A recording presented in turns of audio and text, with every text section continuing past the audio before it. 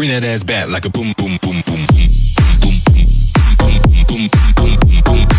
If Hollywood wrote your love life, you'd probably end up miserable. Because in movies, love is either you finally get the guy after years of drama, pain, and chasing, or you get them and they're dying. And guess what? That's not love. That's trauma bonding on a big screen. And yet, so many people are trying to manifest their movie love story without realizing they're literally manifesting chaos. Hey, sexy.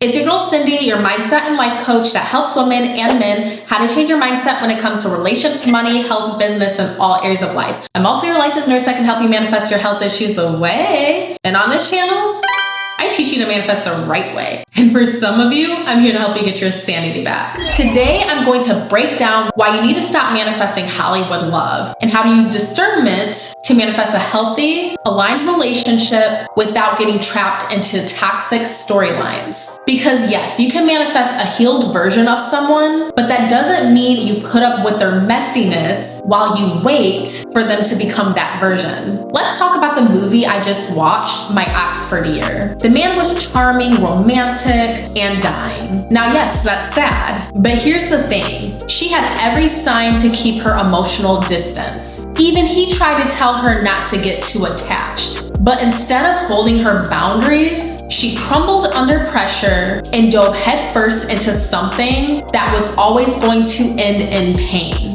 And this is what Hollywood sells you. Love that costs you your peace. They romanticize struggle, chasing, and sacrifice as if that's proof you really love someone. In manifestation terms, that's misaligned state. You can't be in a state of a happy, stable relationship while you're simultaneously living in heartbreak and chaos. If you were already together, committed, and building something real, then supporting him something through that would make sense because it's a partnership.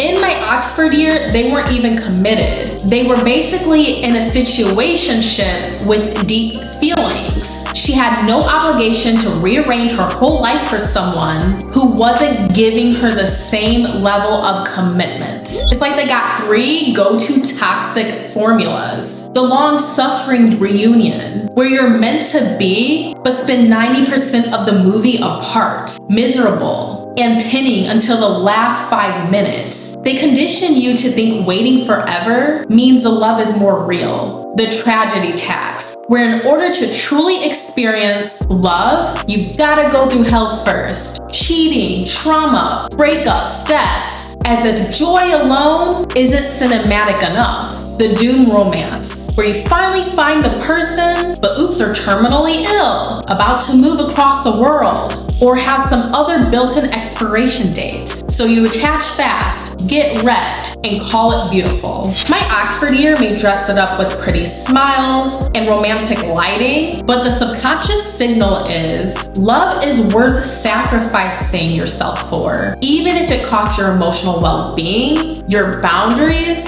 and your goals, as long as you have sweet moments together. And that's dangerous because it normalizes over-investing in people who can't or won't commit fully, equates emotional struggle with deep love, trains the brain to associate heartbreak with passion. So people unconsciously seek relationships with drama just to feel that movie love. Conditions viewers to ignore red flags if the person has a sad or sympathetic backstory. For someone with no discernment training, that kind of story tells their subconscious if it's messy, complicated, and draining, it must be love. And that's exactly how people manifest partners in situations that keep them stuck instead of fulfilled. Hollywood has trained people to romanticize instability. They package it as passion or true love, but in reality, it's emotional addiction to highs and lows. Constant uncertainty disguised as excitement. Codependency dressed up as deep connection. And because people watch these stories over and over, their subconscious starts to think that love isn't real unless it's dramatic and full of obstacles. So when they meet someone stable, their brain says, this feels boring. Where's the chaos? Real love is not supposed to feel like a survival game. It's not supposed to drain you to keep it alive. It's consistent, safe, and still passionate, without the trauma bonding. And Hollywood knows exactly what they're doing. The more unstable love looks, the more addicted people get to chasing the highs. It's the same formula as gambling. Keep them emotionally hooked so they keep coming back. If you really think about it, most of these movies and shows are anti-manifestation because they train you to settle for a state of lack, desperation, and drama instead of embodying stability, security, and being cherished. Discernment and manifestation is a superpower. Just because you know you can manifest a healed version of someone doesn't mean you sit front row seat to their unhealed chaos. You can hold the vision without entertaining the dysfunction. I see so many people confuse unconditional love with unconditional tolerance, and that's why their manifestations take forever or just do not show up. When you stop settling for versions of people who drain you,